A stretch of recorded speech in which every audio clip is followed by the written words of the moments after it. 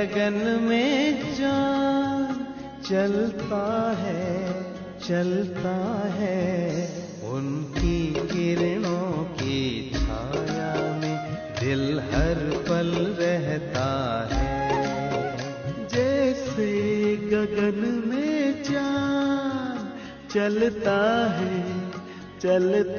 है उनकी किरणों की छाया में दिल हर पल रहता है। मेरे संग संग चलते हैं बाबा, मेरे संग संग चलते हैं बाबा, मेरे संग संग चलते हैं बाबा, मेरे संग संग चलते हैं बाबा।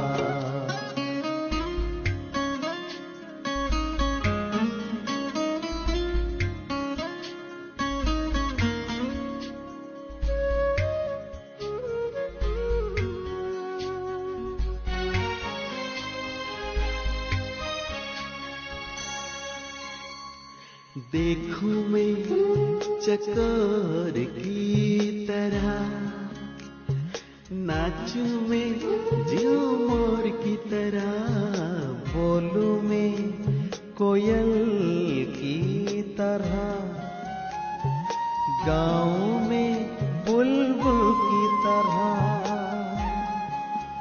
मेरा मन बहलाते हैं बाबा, मेरा मन बहलाते हैं बाबा। जैसे सुरों में सरगम बजता है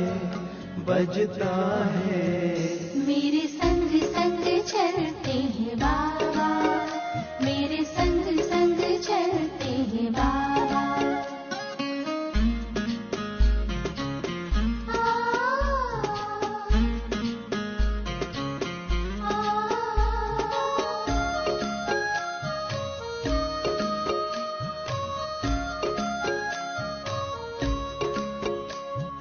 सोचूं मैं भंवरों की तरह, झूमों में लहरों की तरह, चमकूं में जुगनू की तरह,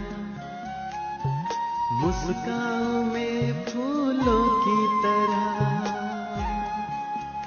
मेरी यादों में रहते हैं बाबा, मेरी यादों में रहते हैं बाबा। जैसे सावन में नीर बरसता है मेरे संग संग चलते हैं बाबा, मेरे संग संग चलते हैं बाबा।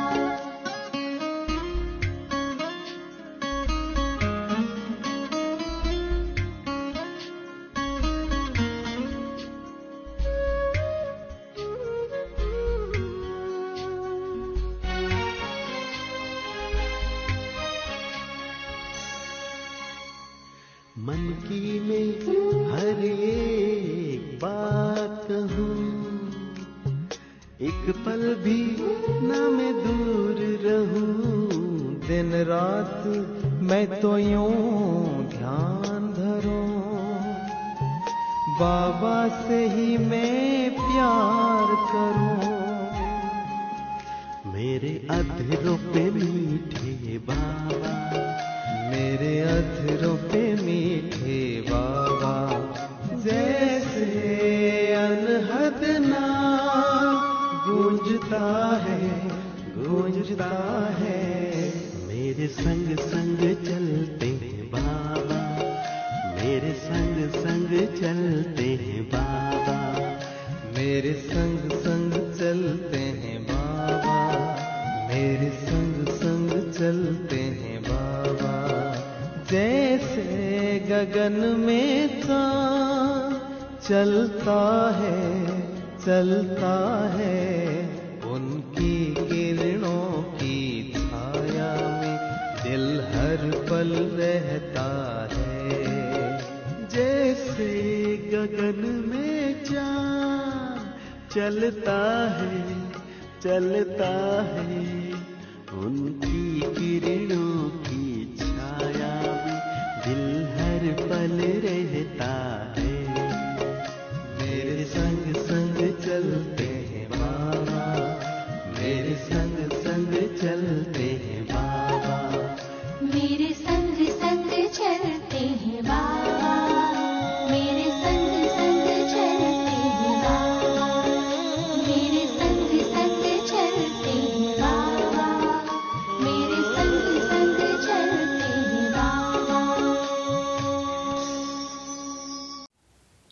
ओम शांति।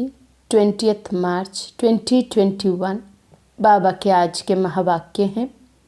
बाबा समझाते, मीठे बच्चे, तुम्हारा धंधा है मनुष्यों को सुजाग करना, रास्ता बताना।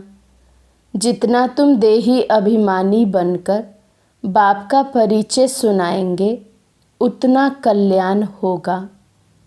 प्रश्न है, गरीब बच्चे अपनी किस विशेषता के आधार पर साहूकारों से आगे जाते हैं?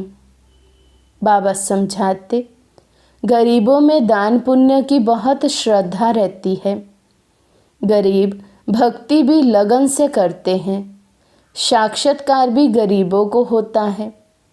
साहूकारों को अपने धन का नशा रहता, पाप जास्ती होते, इसलिए गरीब बच्चे उनसे आगे चले जाते हैं।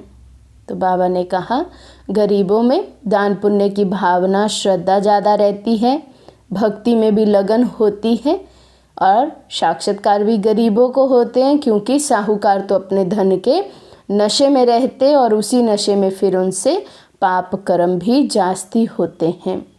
गीत है ओम नमो शिवाय। ओम शांति। तुम मात पिता, हम बालक तेरे, ये तो ज़रूर परमपिता परमात्मा की महिमा गाई हुई है। ये तो क्लियर महिमा है, क्योंकि वे रचयिता है।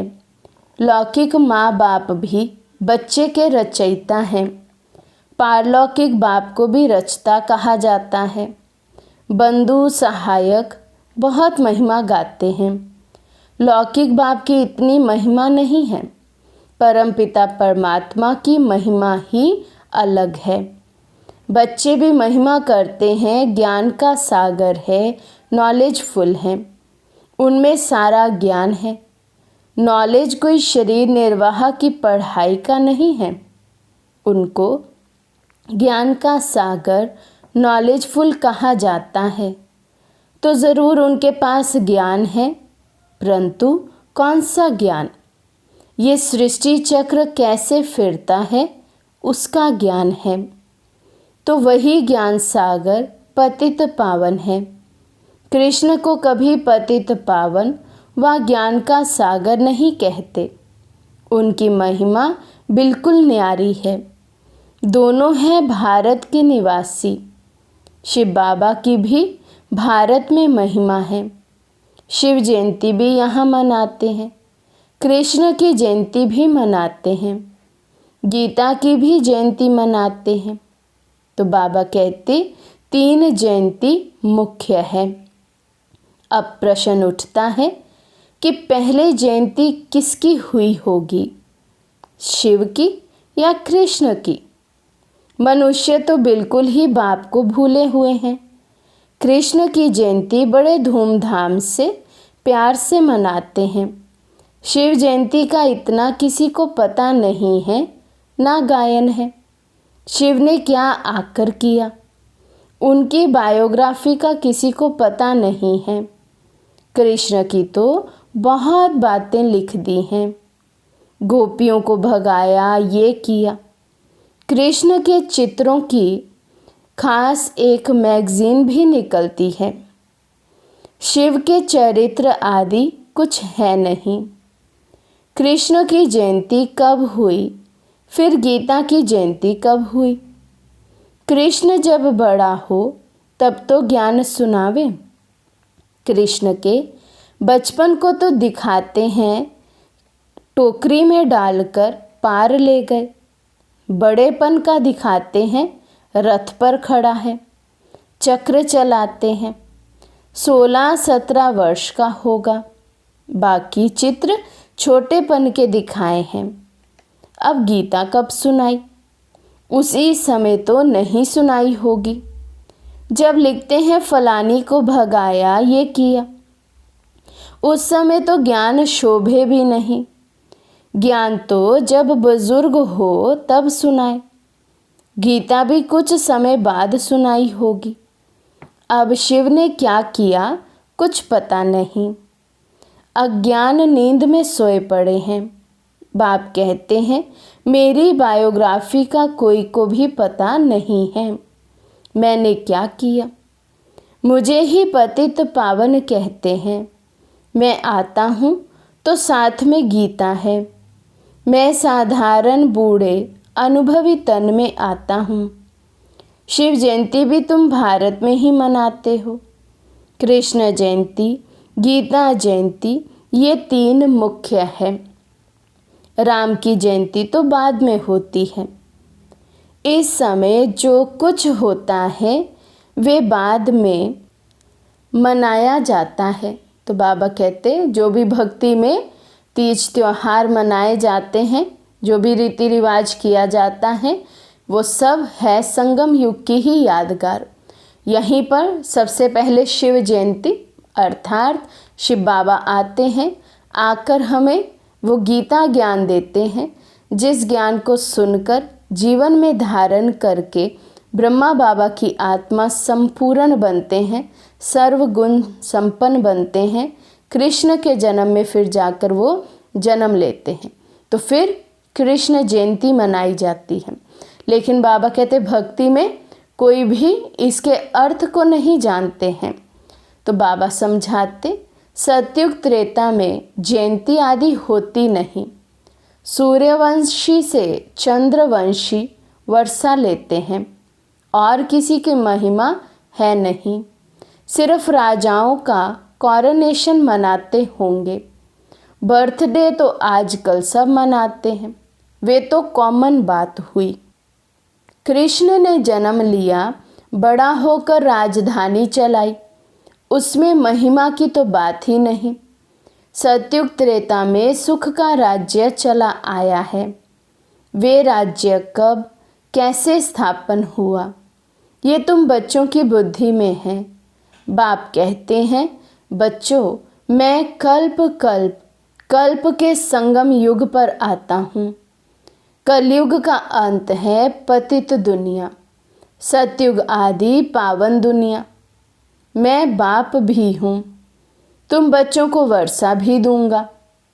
कल्प पहले भी तुमको वर्षा दिया था, इसलिए तुम मनाते आए हो, परंतु नाम भूल जाने से कृष्ण का नाम डाल दिया है। बड़े ते बड़ा शिव है ना।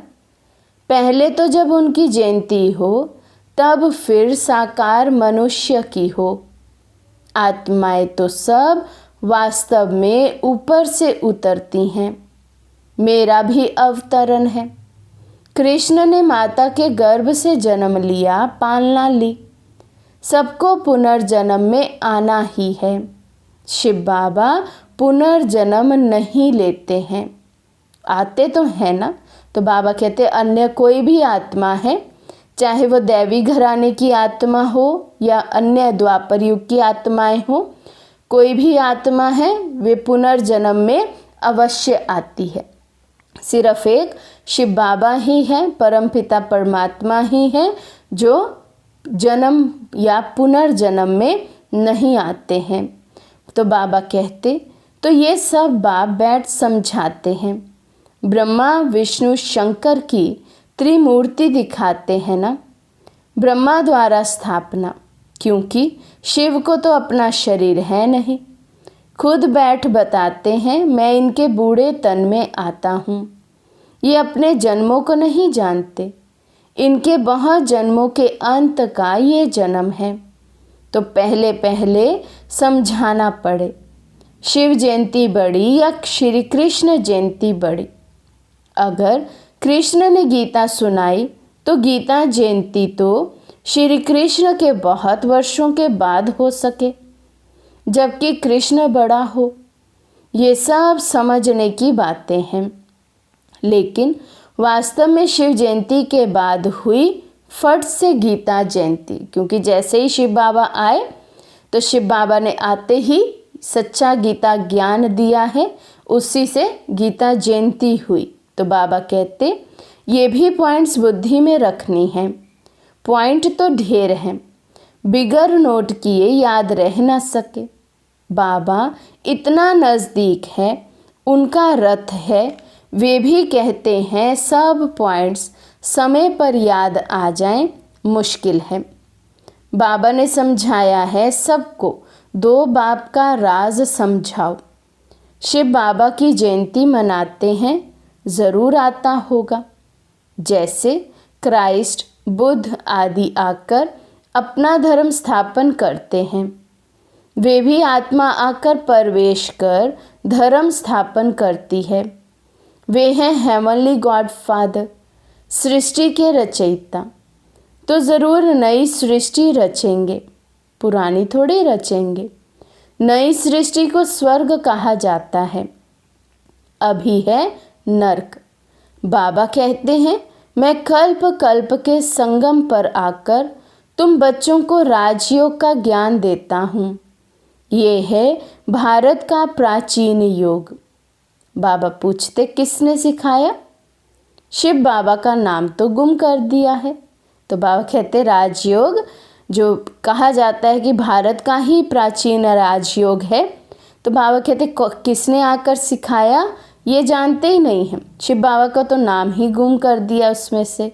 बाबा कहते, एक तो कहते गीता का भगवान श्री कृष्ण और विष्णु आदि के नाम दे देते हैं। शिव बाबा ने राजयोग सिखाया था, किसी को पता नहीं है। शिव जयंती निराकार की जयंती ही दिखाते हैं। वे कैसे आया, क्या आकर किया? वे तो सर्व का सद्गति दाता, लिबरेटर, गाइड है। अभी सर्व आत्माओं को गाइड चाहिए, परमात्मा। वे भी आत्मा है। जैसे मनुष्यों का गाइड भी मनुष्य होता है, वैसे आत्माओं का गाइड भी आत्मा चाहिए। वे तो सुप्रीम आत्मा ही कहेंगे। मनुष्य तो सब पुनर्जन्म ले पतित बनते हैं, फिर पावन बनाए वापस कौन ले जाए? तो बाबा कहते सभी मनुष्य आत्माएं जन्म पुनर्जन्म में आती हैं, पतित बनती हैं। तो इसीलिए कोई भी मनुष्य आत्मा किसी को पावन बना नहीं सकती हैं। वापस फिर बाबा कहते कौन ले जाएंगे घर? तो बाप कहते हैं, मैं ही आकर पावन होने की युक्ति बताता हूँ, तुम मुझे याद करो। कृष्ण तो कह ना सके कि देह का संबंध छोड़ो। वे तो 84 जन्म लेते हैं, सब संबंधों में आते हैं। बाप को अपना शरीर नहीं है। तुमको ये रूहानी यात्रा बाप सिखलाते हैं। ये है रूहानी बाप की रूहानी बच्चों प्रति रूहानी नॉलेज। कृष्ण कोई का रूहानी बाप थोड़ी है, सबका रूहानी बाप मैं हूँ। मैं ही गाइड बन सकता हूँ। तो बाबा कहते जो खुद फंसा हुआ ना हो बंधनों में, संबंधों में, जन्म और मरण के चक्र में, बाबा कहते वही गाइड बन सकता है, वही रास्ता बता सकता है। इसलिए बाबा कहते सिर्फ एक शिव बाबा को ही गाइड कह सकते हैं और वही एक हमारे गाइड बनते हैं। तो बाबा कहते liberator, guide, blissful, peaceful, ever pure सब मेरे लिए कहते हैं। अभी तुम आत्माओं को नॉलेज दे रहे हैं। बाप कहते हैं मैं इस शरीर द्वारा तुमको दे रहा हूँ। तुम भी शरीर द्वारा नॉलेज ले रहे हो। वे है गॉड फादर, उनका रूप भी बताया है। जैसे आत्मा बिंदी है, वैसे परमात्मा भी बिंदी है। ये कुदरत है ना, वास्तव में बड़ी कुदरत तो ये है। इतने छोटे स्टार में 84 जन्मों का पाठ है। ये है कुदरत। बाप का भी ड्रामा में पाठ है। भक्ति मार्ग में भी तुम्हारी सर्विस करते हैं। तुम्हारी आत्मा में 84 जन्मों का पाठ अविनाशी है। इसको कहा जाता है कुदरत। इसका वर्णन कैसे करें? तो बाबा कहते हैं हर आत्मा में अविनाशी पाठ भरा हुआ है जो कभी भी मिटता नहीं है। सिर्फ आत्मा की अवस्था में अंतर आता है। सतो प्रधान से होते होते फिर तमो प्रधान की ओर आती है। तो बाबा कहते इतनी छोटी सी आत्मा है। ये बातें सुनकर वंडर खाते हैं। आत्मा है भी स्टार मुआफिक, 84 जन्म एक्यूरेट भोगती है, सुख भी वे एक्यूरेट भोगेगी। ये है कुदरत। बाप भी है आत्मा, परमात्मा, उनमें सारी नॉलेज भरी हुई है जो बच्चों को समझाते हैं। ये है नई बातें। नए मनुष्य सुनकर कहेंगे इनका ज्ञान तो कोई शास्त्र आदि में भी नहीं है। फिर भी जिन्होंने कल्प पहले सुना है, वर्षा लिया है, वही वृद्धि को पाते रहते हैं। टाइम लगता है, प्रजा ढेर बनती है, वे तो सहज है। राजा बनने में मेहनत है। तो बाबा कहते प्रजा तो ऑटोमेटिकली बनती जाएगी, मेहनत किस में है? ऊंच पद प्राप्त करने में। राजा बनने में ही बाबा कहते मेहनत है। मनुष्य जो बहुत धन दान करते हैं तो राजाई घर में जन्म लेते हैं। गरीब भी अपनी हिम्मत अनुसार जो कुछ दान करते होंगे तो वे भी राजा बनते हैं। जो पूरे भगत होते हैं वे दान पुण्य भी करते हैं। साहूकारों से पाप जास्ती होते होंगे। गरीबों में श्रद्धा बहुत रहती है, वे बहुत प्यार से थोड़ा भी दान करते हैं तो बहुत मिलता है। गरीब भक्ति भी बहुत करते हैं, दर्शन दो नहीं तो हम गला काट देते हैं। साहूकार ऐसे नहीं करेंगे। साक्षात्कार भी गरीबों को होता है, वही दान पुण्य करते हैं, राजाएं भी वे बनते हैं। पैसे वालों को अहंकार रहता है। यहाँ भी गरीबों को 21 जन्म का सुख मिलता है। गरीब जास्ती हैं, साहूकार पिछाड़ी में आएंगे। तो भारत जो इतना ऊंच था सो फिर इतना गरीब कैसे हुआ तुम समझते हो। अर्थक्वेक आदि में सब महल आदि चले जाएंगे तो गरीब हो जाएंगे। रावण राज्य होने से हाहाकार हो जाता है, तो फिर ऐसी चीज़ें रह ना सके। हर चीज़ की आयु तो होती है ना। तो बाबा कहते कोई भी वस्तु, कोई भी चीज़ अविनाशी तो है ही नहीं, तो कभी ना कभी तो विनाश को प्राप्त होती ही है।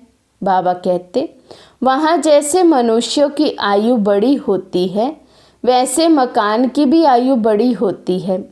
सोने के, मार्बल के बड़े बड़े मकान बनते जाएंगे, सोने के तो और ही मजबूत होंगे।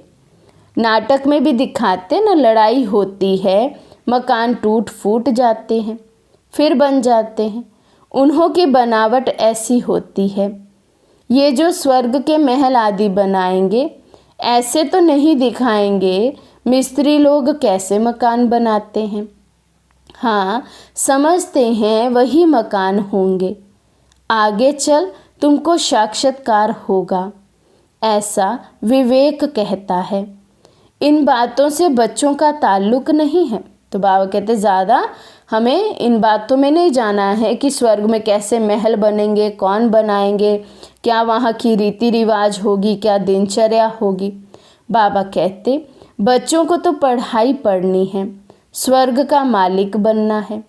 स्वर्ग और नर्क अनेक बार पास हुआ है, अभी दोनों पास हुए हैं। अभी है संगम। सतयुग में ये नॉलेज नहीं होगी। इस समय तुम बच्चों को पूरी नॉलेज है। लक्ष्मी नारायण को ये राज्य किसने दिया था, अभी तुम बच्चों को मालूम है। इन्होंने ये वर्षा किससे पाया। ये पढ़ाई पढ़कर स्वर्ग के मालिक बनते हैं, फिर वहाँ जाकर महल आदि बनाते हैं। सर्जन भी बड़े बड़े हॉस्पिटल बनाते हैं।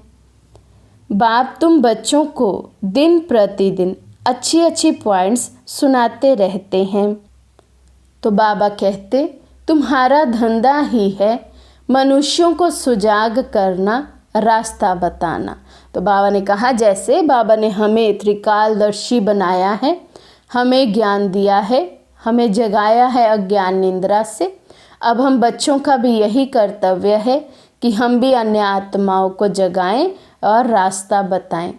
बाबा कहते जैसे बाप कितना प्यार से बैठ समझाते हैं, देह अभिमान की दरकार नहीं। बाप को कभी देह अभिमान नहीं हो सकता। तुमको मेहनत सारी देही अभिमानी होने में लगती है। तो शिव बाबा को कभी देह अभिमान है ही नहीं, तो इसलिए बाबा कहते हैं मुझे आत्म अभिमानी बनने या देही अभिमानी बनने की मेहनत नहीं करनी। आप बच्चे ही देह अभिमान में हो, इसलिए आप ही को देही अभिमानी माना सोल कॉन्शियस होने में मेहनत लगती है। बाबा कहते जो देही अभिमानी बन बाप का बैठ परिचय देते हैं, गोया बहुतों का कल्याण करते हैं। पहले देह अभिमान आने से फिर और विकार आते हैं। लड़ना, झगड़ना, नवाबी से चलना देह अभिमान है। भला अपना राजयोग है तो भी बहुत साधारण रहना है। थोड़ी चीज़ में अहंकार आ जाता है। घड़ी फैशनेबल देखी तो दिल होगी ये पहने, ख्याल चलता रहेगा। इसको भी देह अभिमान कहा जाता है।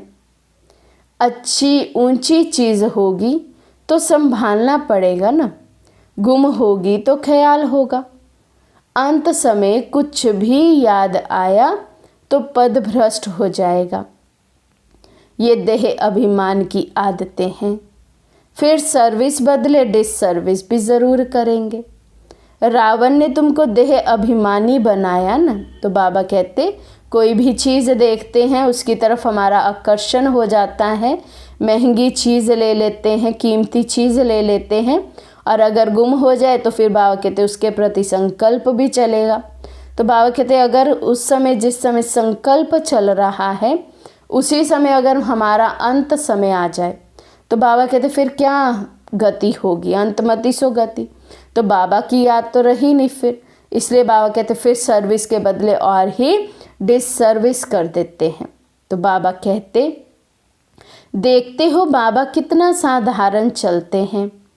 हर एक की सर्विस देखी जाती है।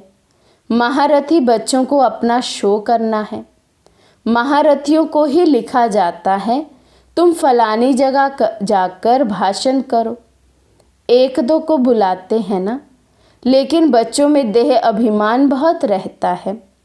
भाषण में भले अच्छे हैं परंतु आपस में रूहानी स्नेह नहीं है। देह अभिमान लून पानी बना देता है। कोई बात में झट बिगड़ पड़ना ये भी नहीं होना चाहिए। तो बाबा कहते छोटी छोटी बातों में बिगड़ जाना, आपस में लड़ना झगड़ना, ये भी देह अभिमान है, ये भी माया है। बाबा कहते ये भी नहीं होना चाहिए। इसलिए बाबा कहते हैं कोई को भी पूछना है तो बाबा से आकर पूछे। कोई कहे बाबा आपको कितने बच्चे हैं, कहूँगा बच्चे तो अनगिनत हैं, परंतु कोई कपूत कोई सपूत अच्छे अच्छे हैं। ऐसे बाप का तो फरमान बरदार वफादार बनना चाहिए ना। तो बाबा कहते बच्चों में भी नंबरवार है। कई तो कपूत हैं जो सर्विस के बदले डिसर्विस करते हैं, और बाबा ने कहा कई सपूत है, अच्छे अच्छे बच्चे भी हैं। तो ऐसा बाप जो हमें स्वर्ग की राजधानी दे, हमें पति से पावन बनाए, बाबा कहते ऐसे बाप का तो हम बच्चों को फरमान बरदार होना चाहिए। ऐसे बाप के साथ कितनी वफादारी से हमें रहना है। अच्छा, मीठे मीठे सिखे लदे बच्चों प्रति माता पिता बाप दादा का याद प्यार और गुड मॉर्निंग। रूहानी बाप की रूहानी बच्चों को नमस्ते। हम रूहानी बच्चों की रूहानी बाप दादा को दिल व जान शिकवा प्रेम से नमस्ते नमस्ते नमस्ते जी। धारणा के लिए मुख्य सार। फर्स्ट पॉइंट है देह अभिमान में आकर किसी भी प्रकार का फैशन नहीं करना है। जास्ती शौक नहीं रखने हैं। बहुत बहुत साधारण होकर चलना है। सेकंड पॉइंट है आपस में बहुत बहुत रूहानी स्नेह से चलना है। कभी भी लून पानी नहीं होना है। बाबा का सपूत बच्चा बनना है। अहंकार में कभी नहीं आना है। आज का वरदान है, समर्पणता द्वारा बुद्धि को स्वच्छ बनाने वाले सर्व खजानों से संपन्न भव। समर्पणता द्वारा बुद्धि को स्वच्छ बनाने वाले सर्व खजानों से संपन्न भव। ज्ञान का श्रेष्ठ समय का खजाना जमा करना व स्थूल खजाने को 1 से लाख गुना बनाना अर्थात जमा करना, इन सब खजानों में संपन्न बनने का आधार है स्वच्छ बुद्धि और सच्ची दिल। लेकिन बुद्धि स्वच्छ तब बनती है जब बुद्धि द्वारा बाप को जानकर उसे बाप के आगे समर्पण कर दो। शुद्र बुद्धि को समर्पण करना अर्थात देना ही दिव्य बुद्धि लेना है। तो बाबा कहते हैं ये शुद्र बुद्धि है, इसमें कितनी तरह की नेगेटिव बातें, पास्ट की बातें फिरती रहती हैं, घूमती रहती है। इसलिए बुद्धि को ही क्या कर दो, बाप के आगे अर्पण कर दो, समर्पण कर दो। तो बाबा कहते जब हम शुद्र बुद्धि को समर्पण कर देते हैं तभी हमें बाबा द्वारा दिव्य बुद्धि का वरदान मिल जाता है। तो तभी हम सर्व खजानों को जमा कर सकते हैं। स्लोगन है, एक बाप दूसरा ना कोई, इस विधि द्वारा सदा वृद्धि को प्राप्त करते रहो। एक बाप दूसरा ना कोई, इस विधि द्वारा सदा वृद्धि को प्राप्त करते रहो। अच्छा, ओम शांति। शुक्राने गाए दिल घड़ी घड़ी आपका, शुक्राने गाए दिल घड़ी घड़ी आपका। आपने दिया है मुझे प्यार दो जहान का, आपने दिया है मुझे प्यार दो जहान का।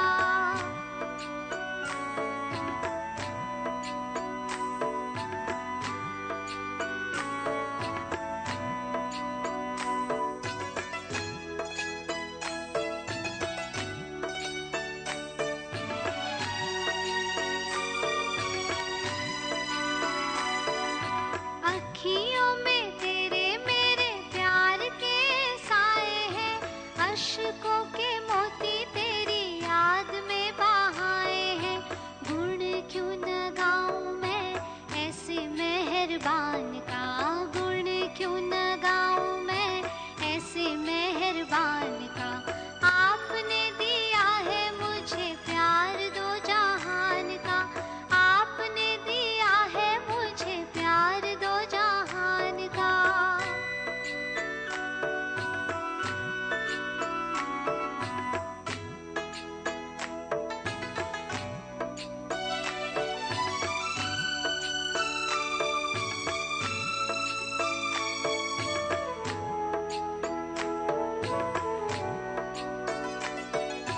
दुनिया की प्रीत को दिल से भुला के, खुश हूँ मैं दिल सतगुरु से लगा के। लिख दिया दिल पर नाम मैंने आपका, लिख दिया दिल पर नाम मैंने आपका। आपने दिया है मुझे प्यार दो जहान का, आपने दिया है मुझे प्यार दो जहान का।